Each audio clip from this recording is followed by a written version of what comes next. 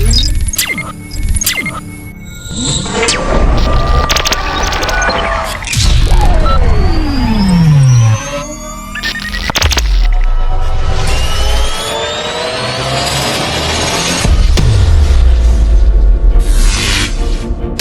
yan, magandang araw sa inyo mga kadiway at nandito na naman si Josh Electrical Vlogs at tayo ay magme-maintenance lang ng electric fan, no? So ituturo ko yung mga kailangan ninyong i-maintenance pagka maglilinis ng electric fan. So para mapahaba yung buhay niya, no? Kasi pag marumi electric fan natin, syempre umihi natin yung ikot, tapos ano din, iiksi yung buhay niya. So sa video na to, ituturo natin kung paano siya alagaan. So, unang-una, lilinisin muna natin ito. So, usog natin yung camera natin para magawa tayo ng maayos. So, unang-una, tanggalin natin yung grills. Yan. Ito ay step-by-step procedure kung paano. Kaya, yan lang kayo at matututo kayo. Yan. Ayan. Yan. So, natanggal na natin. So, ito yan siya. Ayan o. So, ito yung kanyang mga dumi na nakuha. So, sa may isang buwan na hindi nalinisan. So, ayan o, napakadumi niya. So, napakadumi din ang LEC niya. So, ayan o.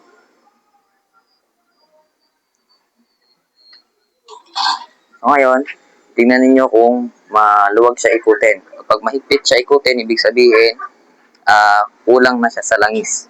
So, ikutin natin. So, ayan. Kung makikita ninyo, okay yung ikot niya.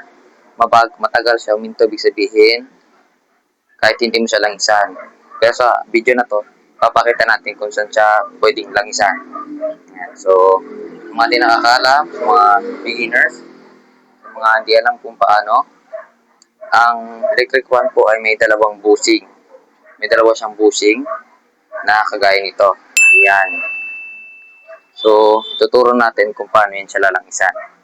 So, tanggalin natin yung fan cap. Sa fan cap naman, ang fan cap nito, hindi kagaya ng ibang mga thread na pakaliwa yung kanyang ikot. Counterclockwise ang kanyang paluwag. Pero dito, nakikita ninyo, yan, zoom natin, nakalagay is loosen. Yung arrow niya, pag ganon, ibaba natin yung camera, makikita ninyo, loosen. Tapos yung arrow niya is tumuturo sa pakanan or clockwise. Ibig sabihin, ang paluwag niyan is pakanan. Ayan, kagaya niyan. Kasi pag ganito nyo pihitin, hihigpit. Ayan. So, ganun siya pag bubukas. Ayan. So, tanggal na. So, ito plastic lang to. So, kaya pag hihigpitan nyo siya, huwag nyo siya masyadong higpitan dahil ito ay salungat sa ikot ng electric fan. Kasi ang ikot ng electric fan, pag ganito, di ba? Pag ganyan, pakanan. Pag ganito yung ikot niya. Ito, pag ganito, yung fan cap niya, pakaliwa. Ibig sabihin, ito ay kahit hindi nyo na masyadong higpitan, kahit saktong higpit lang para lang hindi siya lilipad. So ito nga, kaya nitong gumana lang kahit walang fan cap kasi mahigpit siya, oh. Mahigpit yung kanyang yung LEC. So, mahigpit siya. Yan. So, yan na lang natin. Tapos na yung washing. So, tanggalin na natin.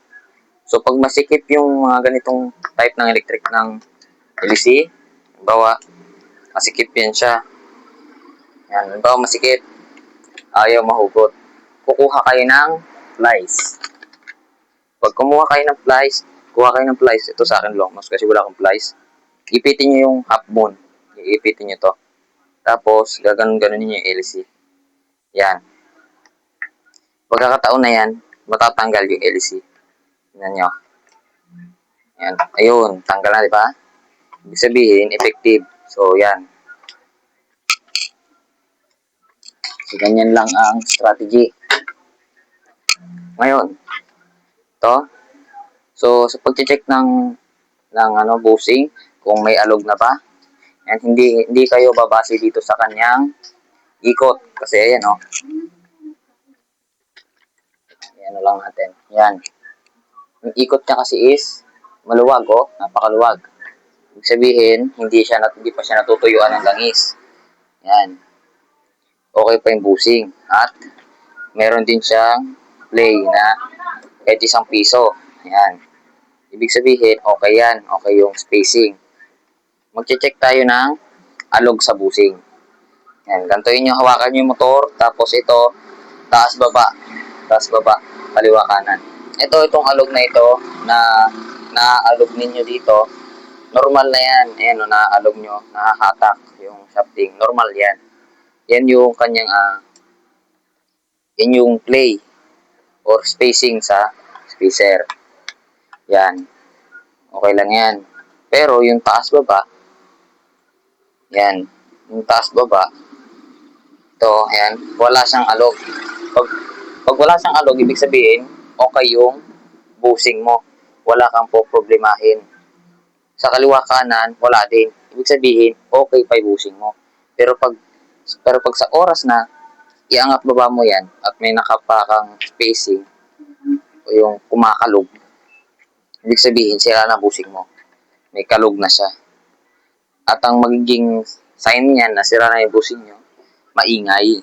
Maingay yung kanyang electric fan para sa nagkakayod ng bakal. So, yun yung mga senyales. So, ito, hindi pa naman at napakaluwag. So, sa mga sira ng busing, ay yung maluwag na, may encounter nyo yan. Napakalambot ng shafting. Sobrang lambot niya iikutin. Malambot siya ikutin. Minsan yan. Kaya makapagkamalan. O, tanggalin natin itong kanyang lock. Yan. So, yung kanyang grill guard lock niya, kumbaga. Tanggalin lang natin.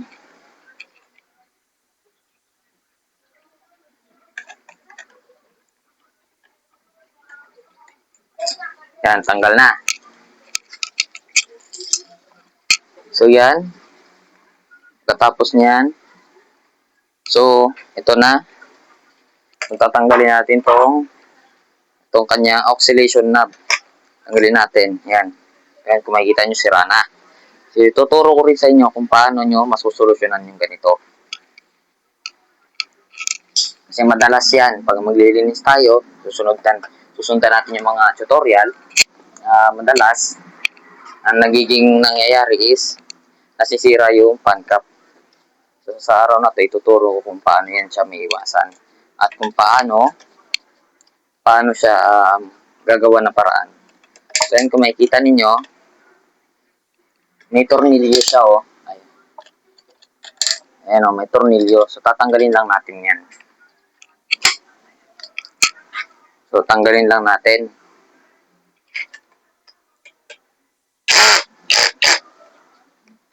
Kung wala kayong barena, okay lang. So, screwdriver, pwede. So, tanggal na yung tornilyo natin. Ito.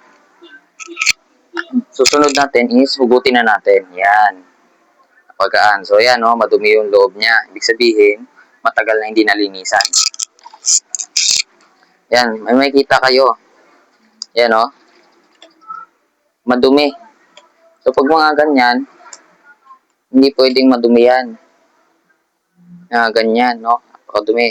So, magiging, problema niyan, pagka madumi yan, ay hindi siya, yung kanyang hangin is minsan umiina.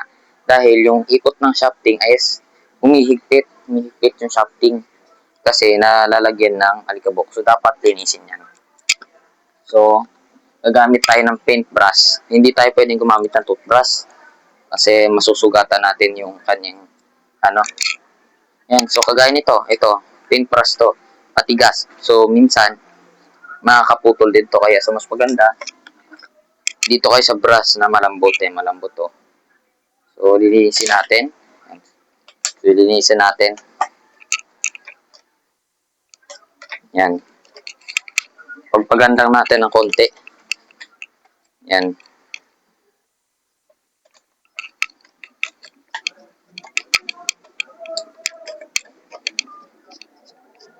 Yan. Pagpaganda, kung makikita ninyo yung gearbox niya, ay plastic, hindi yan aluminum. So minsan nagiging sira din yan ng yung lumalagotok na tunog ng electric fan.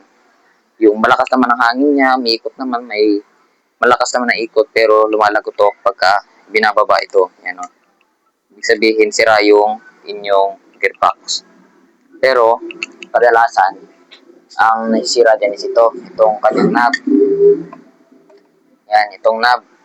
Pag nasira kasi yan, ano na yan, ang magiging sira niyan ay lalagotok siya kasi yung gear niya is pud-pud na. Pero, paano pag wala kayong pamalit? So, ang gagawin niyo lang, kukuha kayo ng washer. So, papakita ko mamaya. So, ngayon, lilinisin lang muna natin. So, yan, kailangan nating bilisan ng konti dahil meron na, yan, parang ano na yung ulan. Babagsak na. Yan, Yan, so, bibilisan na lang natin. So, ngayon lang kasi ako nakapag-vlog. So, ngayon, tatanggalin ko yung tatlong tornilyo dito.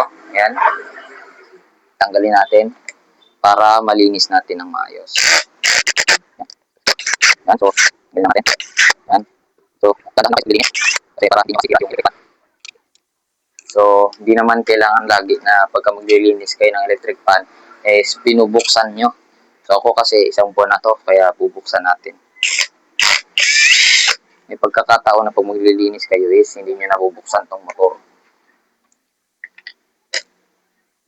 So ngayon, madumi siya. Kita nyo, madumi. So linisan natin. So, ayun, kagwang. Nga lang. Ayan, so linisan lang natin. Ayan, so malinis na. So ngayon, lalagyan natin siya ng langis. Kunin ko lang yung langis ko. So yan, meron na tayong langis. So ngayon, pwede na nating lagyan ng langis. So, ang tanong, saan natin lalagyan siya ng langis?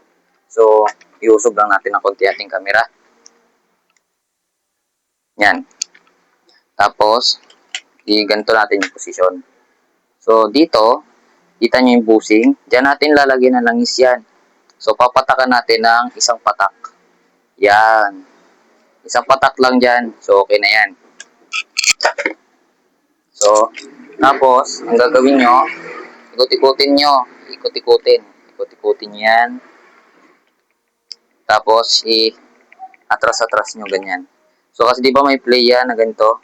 So, iangat-angat nyo yan para papasok sa loob yung sa busing yung langis na ating nilagay. Yan, Yan. Dapat malagay siya. Yan. Pag may sobra, pupunasan na lang natin. Punasan na lang natin ng basahan. Yan. Pwede dito kayo maglagay ng langis. Pero ako, hindi ko advisable kasi minsan tumuturo sa motor. Nagiging shorted yung kanyang motor. So, yun ang sanhi ng pagbagal niya kahit ayos pa ang kapasitor at busing shafting. Yan. Yan. Lagyan natin ng langis. So, susunod sa likod. So, dahil may sobra tayo, pupunasan natin ang basahan. Punasan natin ang basahan. Yan. Punasan lang natin. Yan. Okay na, di ba?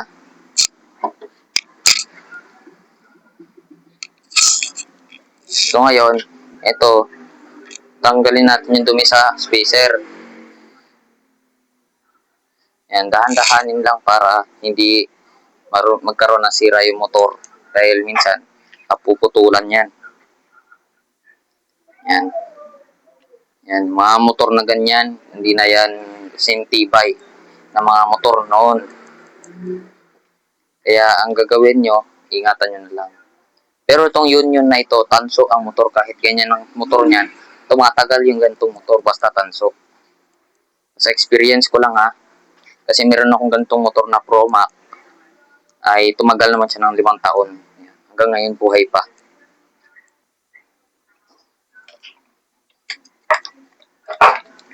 Yan. Ngayon, dito tayo sa likod. Ito, yan. Zoom na lang natin. So, dito, sa gearbox na yan, bubuksan natin yan. Pero bago natin bubuksan, halimbawa nakaangat yan, ibaba nyo yan. Wait lang, iyuko natin ng konti. I-pindot nyo yan. Yan. Nakababa na. Para yung bulitas, hindi ma-stuck dito sa takip kasi ganun yan eh. I-stuck niya yung bulitas dito para maging lock yan. Ayan. So, ibababa nyo yan. Para malalagyan nyo ng langis at hindi tatalsik yung bulitas. Tanggalin natin yung ito, yung tornilyo, tanggalin natin. Gumamit kayo ng screwdriver lang, huwag yung barena. Yan. Yan. So, iingatan nyo itong dalawang wire na to kasi yun ang wire ng kapasitor. So, pag naputol yan, wala na. Yan. So, may naputol na nga na plastic.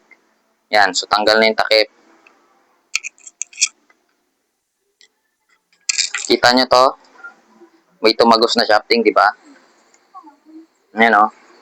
May tagos na shafting. Ibig sabihin, yan yung pangalawang busing dyan. So, ito, kahit hindi na to, tatanggalin itong pinion na to. Yan. Yan. So, sa mga pud-pud na yung kanyang gear, ang gagawin nyo, lalagyan nyo siya ng washer dito sa ilalim. Dito. Para, yung ilalim niyan, yung kakagat. Kasi minsan, mayroon yung letter C na, gatla, na dudulot sa katagalan niya na gumagana na dito. So, iaangat nyo lang yan gamit ang isang washer para aangat siya.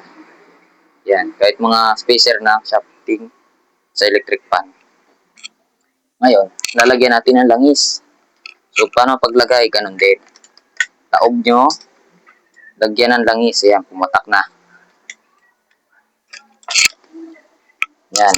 So, taob to. Yan, para malagyan. Anuhin mo yung aso. Yan. Ganito. Ganito lang natin. Angat-angat. Yan.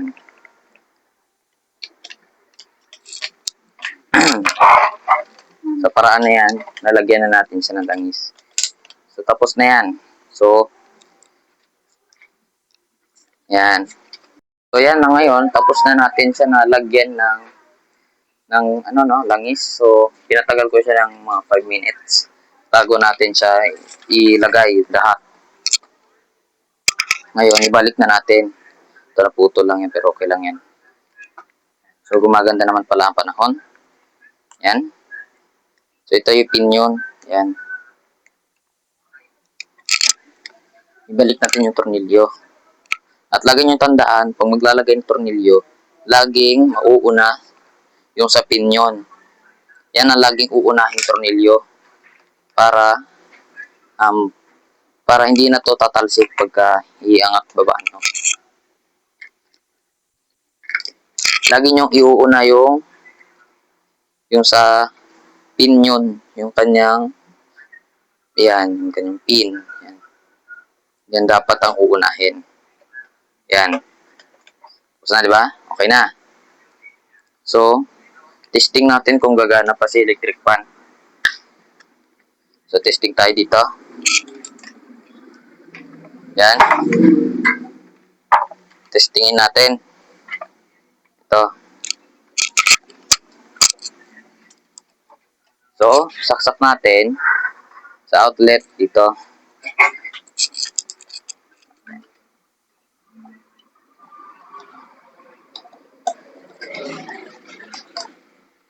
Yan. Saksak na, di ba? Saksak na doon. Sabihin, okay na yan. Tignan natin kung may ground. Wala, di ba? Wala. So, unang natin, number 1. Number 1. Yan, umikot. Ito, umikot. Tahimik. Natahimik at napakabilis. Number 1 pa lang yan. Pero, hindi ko mapigilan. Aray ko. Yan, hindi mapigilan. Yan, hindi mapigilan. Number 1 lang yan. Number 1. Number 2. Yan. Diba? Napakalakas. O. Hindi mo pigilan. I-on natin number 3. Mas lalo yan. Ayan, hindi mo pigilan, o. Ayan, o. Ayan, hindi siya napipigilan. Ibig sabihin, malakas. Hindi pa sira ang kapasitor. Yan, o. Sa mga technician na talaga dyan, alam nyo na yung pagka malakas sa ang electric fan sa kamay lang, hawakan nyo lang yung shafting, pipigilan ninyo. Yan. Yan nyo ha, ayan o. Ito, on natin number 1. Yan. Hindi mapigilan o. Ayan. Ayan o. Minsan napipigilan, minsan hindi. Ayan, napakatigas. Yan. So, ganyan yung pag-test ng lakas ng electric fan. Ayan o. Ayaw. Diba? Ibig sabihin, napakalakas. Yan. Mainit sa kamay. Okay yan. Okay na yung motor. Hugutin na natin. So, hugot na. So, balik tayo doon sa ating lilinisin. Ngayon, sa paglilinis ng ito, so, unahin lang natin yung kanyang mga grills. Kasi yung kanyang grills ay, yun ang mas madaling linisin. So, yan o, napakadumi niya. Ayan o, sobrang dumi. So, linisin natin yan. Kita ba sa video? Yan. Yan. Linisin natin.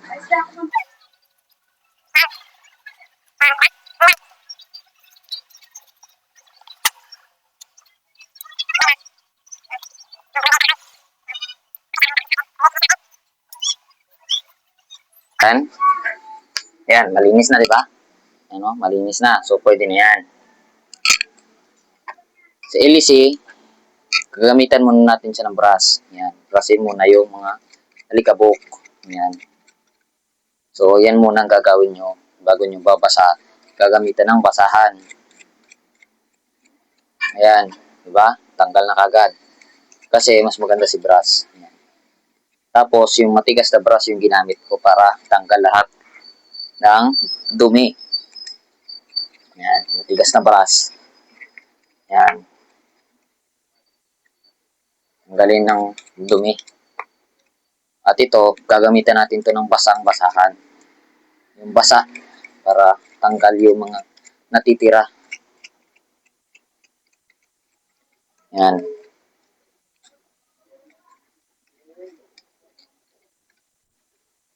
So, ito. Pwede nyo na ito gamitan ng toothbrush yung sa ilalim. Ito, tutong nasa loob. Para malinisan ng mabuti talaga. So, yan. Diba? Linisan na. Gamit tayo ng toothbrush. Yan. Yung malambot lang na toothbrush. Yan. Para lang malinis siya. Para lang hindi siya pangit tignan na madumi. Or pwedeng lalabahan nyo ito. Itong LEC lang. Kasi pagka nilaban nyo yung grills, maaaring mangyayari niyan ano siya, magiging kakalawang siya. Kaya huwag nyo lalagyan ng tubig yung mga ganun. Huwag nyo pupunasan ng tubig. Yan. Punasan lang natin. So, yan. Mas maganda, malinis talaga. Ako, pag walang video talaga, huhugasan ko tong LEC. Pero para sa mga beginners, kahit huwag nyo nang hugasan. May technique din kasi sa paghuhugas ng electric fan. So ngayon tataktak natin. Tatak natin. Gamit lang yung malambot na part ng toothbrush. Malambot na.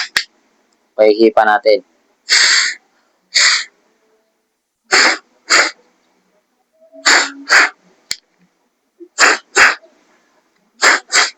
Yan, malinis na. Ngayon, pupunasan natin siya. Punasan natin. Punasan natin. Pag napunasan na, yan, diba? So, para mas malinis siya. Yan, para mas maganda yung pagkakalinis. Yan, malinis na malinis. So, basang-basahan or kahit to yung basahan, pwede. Yan. Punasan natin to. Yan. So, pag puting ilisi kasi, itong mahirap alagaan na ilisi kasi pangit siya tignan pagka madumi. So, pag mga may bisita kayo sa bahay at puti ang ilisi, tapos madumi, pangit siya titignan. Pero, madali lang rin naman siya linisin. Ayan, ba? So, malinis na. Sunod natin to. Ito, sunod natin tong kanyang front grill. So, ito ang pinakamadumi na part sa electric fan. Maliban pa dun sa motor. Ngayon, lilinisin natin siya. So, para hindi kakalat yung dumi, gaganto lang natin siya. Dahan-dahan. Yan, gagantohin natin. Susundin natin yung grills para mamumuo yung alikabok. Diba? Namumuo, diba? Yan, o, namumuo. Sasaka natin yan siya, gantuhin. Para malaglag. Yan. Pag wala na yung masyadong madumi. Yan. Ganyan. Yan. So, linisin natin. Diba? Tapos itong mga may bingkong, balik lang natin. Yan. Para maganda tingnan. Diba? Balik na. Yan. Ito, pwede nyo to tanggalin. Itong plastic ito, natatanggal lang naman yan. Pero sa experience ko, pag tinatanggal nyo siya lagi, nababalik. Clip lang kasi yan. Yan. So, gagamit lang kayo ng brush dyan para matanggal yung mga dumi-dumi. Gamit tayo ng brush. Gamitan nyo. Ganyan. Brush. Para matanggal talaga yung dumi. Tapos, saka nyo na tuloy. Yan. So, pwede nasa sa inyo naman kung lalabahan nyo or babasain itong mga ganito para mas madaling linisan. Wala namang problema. Basta, papatuyuin nyo siya. Patuyo nyo sa araw. Pwede. Pero kakalawangin kasi. Mas mabilis siyang kakalawangin. Yan. Dapat malinis na malinis para pagka gumana hindi tatalsik yung yung kanyang marumi. Ikabok ko yan. Malinis na, di ba? So, okay na yan. Ito naman, ito. So, ito, hindi ito binabasa kasi lumulutong yan. Sa LC pala, sa mga may LC na banana type at yung ordinary, so, huwag nyong ibibilad sa araw kasi nagbibitak yan at hanggang sa maging malutong yung plastic. So, pagka lumutong yan, nagbe-bend, tapos pag nilinisan ninyo is nabibitak na. Kaya huwag nyong gagawin na ibibilad sa araw lagi. Pagka naglilinis at babasain. Mas maganda pa rin na pagka nilinisan nyo ay brush lang or punas lang na basa. Yan. Mas maganda talaga yun. Para hindi nababasa yung ating motor. Yan. Tanggal pa yung tornilyo. Yan. So kahit huwag masyadong malinis, okay lang yan. Basta tanggal lang. Mga buo-buo. Malinis, di ba? Balik na natin. So para dito pala, so hindi na natin ito nagagawa ng paraan kung mga ganito. Kasi nabali na ito. So, iuhuli na natin yung pagkalagay dito. Tsaka yung cover sa likod para magawa natin ito ng paraan. So, ibalik na natin dito sa electric fan. So, ngayon, ibalik na natin yung mga tornilyo. Ibalik natin yung kanyang front cover.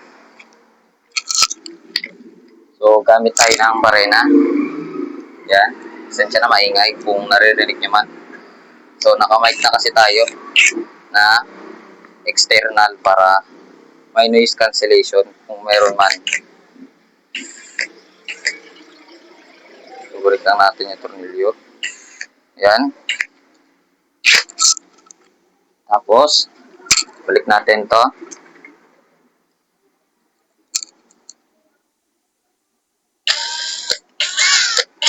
Yan.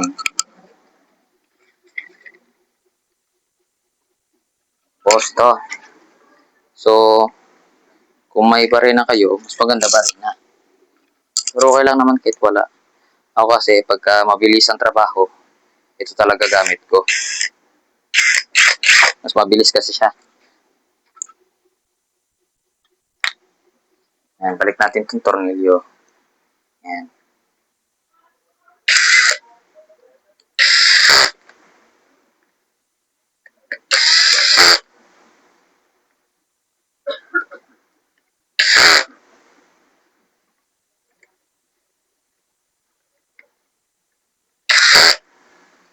Yan. So ngayon, naibalik na natin. So yan. Ngayon, ibabalik natin yung kanyang fan grills.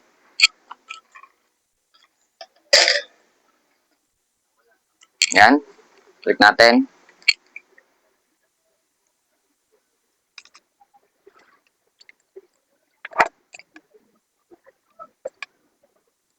Ayan. Ngayon, balik natin to.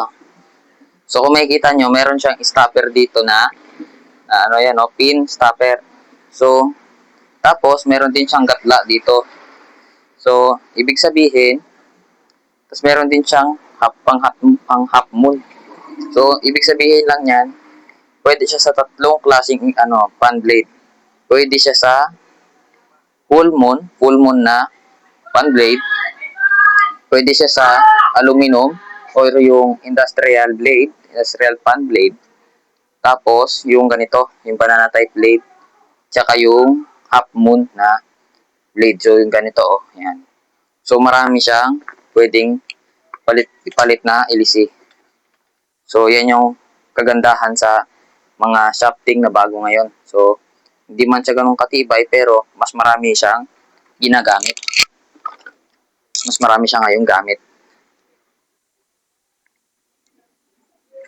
Yan, kagaya na sabi ko, paluwag ang clockwise. Yan.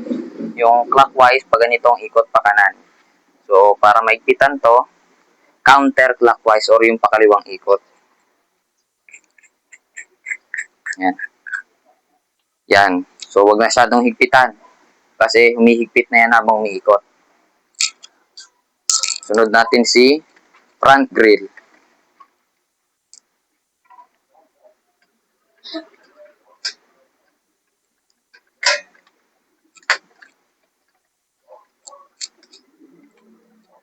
Yan. So, buo na siya. Yan o, buo na. Buo na si electric fan. So, ngayon, testingin natin. Testingin natin gamit ang extension. Yan. So, mayroon niyang indicator light. Yan o. Ilaw. So, ibig sabihin may power. Ngayon, testingin natin. Saksak natin. Yan. Saksak na. Dito para tayo. Yan. Dito. So, mga gustong gumawa ng extension na ganito. So, ilalagay, nandun na po sa bio ko. So, hindi na ako maglalagay ng link. So, hanapin nyo lang po dyan. So, i-on natin sa number 1 yung fan. Diba, hindi gumana? On natin yung switch. Yan, umandar na. So, umandar na. Ibig sabihin, okay na siya. Malakas ng hangin ulit. Yan. Okay na, diba? So, number 2. O, number 2 yan. Napakalakas. Number 3. O, yan. Malakas na, diba? So, pwede na. Malakas na. Okay na.